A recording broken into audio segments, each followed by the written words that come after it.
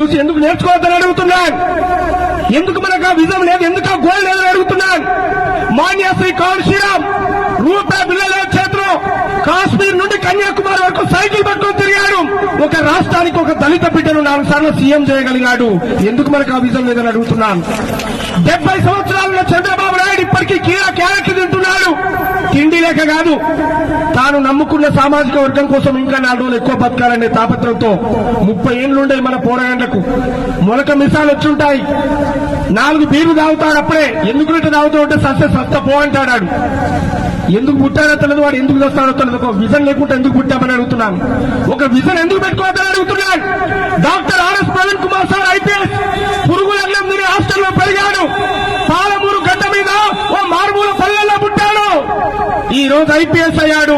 లక్షలాది మందికి గన్నును వదిలిపెట్టి పెన్నును పట్టాడు. లక్షలాది మందికి జీవితాన్ని ఇస్తున్నాడు. లక్షలాది మంది విద్యార్థులకు ఈ ప్రపంచాన్ని మార్చే బిడ్డలు కావాలి. మీ గోల్ 50 లక్షల రూపాయల కార్లు తిరుగుతామని పెట్టుకోవాలి, 1 కోటి రూపాయల ఇల్లు కడతామని పెట్టుకోవాలి. మీ గోల్ మీరు ఎక్కితే దిగితే పోలీస్ ఎస్కార్ట్ జీప్ రావాలమ్మా, వాళ్ళే వచ్చి మేడం సార్ అని సెల్యూట్ కొట్టాలి.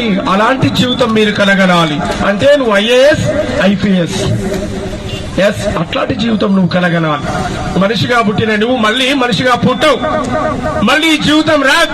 ఒకసారి వచ్చిన అవకాశం, నువ్వు చనిపోయి కూడా 100 ఏళ్లు నీ చరిత్ర ఈ భూమి మీద ఉండాలి. ఇలాంటి మహానుభావుల్లాగా వీళ్ళందరూ చనిపోయి జీవిస్తున్నారు.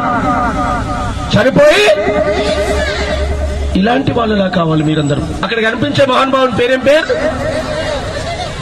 ఏం పేరు? ఆ అక్షరాన్ని చేతబట్టుకో. అందుకే జ్ఞాన యుద్ధం చేయి.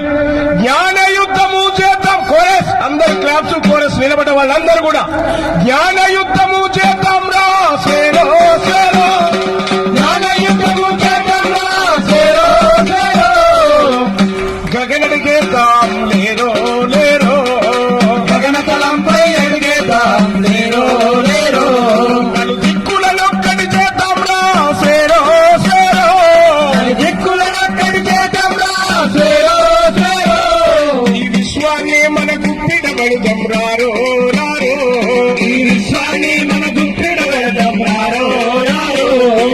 తరతరాల ఈ అజ్ఞానాన్ని కూకటి వేళ్లతో పగిలిద్దాం. కూకటి వేళ్లతో పగిలిద్దాం. కూకటి వేళ్లతో పగిలిద్దాం. భవిష్యత్తు తరాల బతుకుల హీరోలు కావాలి. మీ ఐఏఎస్ ఐపీఎస్ డాక్టర్ ఇంజనీర్ అయి నువ్వు గొప్పగా ఎదిగినప్పుడు హైదరాబాద్ లో బంజారాయిల్స్ జూబిలీస్ లో ఏసీ రూమ్ లో ఉన్న బలిసిన దొర బిడ్డ వచ్చి కూడా ఐ లవ్ యూ అని చెప్పాలి. ఇటుకొచ్చి అట్లాంటి బిడ్డలుగా బతకాలి మీరు. చీడ సందులు తిరిగి చూస్తే ఏముంటే జీవితం చదువు సంఖ్య లేకపోతుంది, జీవితం ఆగమైపోతుంది. 20 నుంచి 25 ఏళ్ళు వచ్చేదాకా ఏజ్ వచ్చేదాకా ప్రేమ పెళ్లిలనే విషయం బంద్ చేయాలి. మీరు 25 ఏళ్ల దాకా ఆగగలిగితే మీ జీవితం పూలబాట. 13, 14 ఏళ్ల ఏజ్లోనే ప్రేమ లవ్ అని అనుకోండి, జీవితం నాశనం, సంకనాకిపోతుంది. ఆలోచించమని చెప్పడానికి వచ్చాను. ఎందుకంటే జీవితంలో నేను ఏ కులాన్నో ఏ మతాన్నో విమర్శించడం కోసం చెప్పట్లేదు. బాగా డబ్బున్న బలిసిన ఏ కులాలైనా వాళ్ళు ఖాళీగా గ్రామాల్లో తిరిగారు.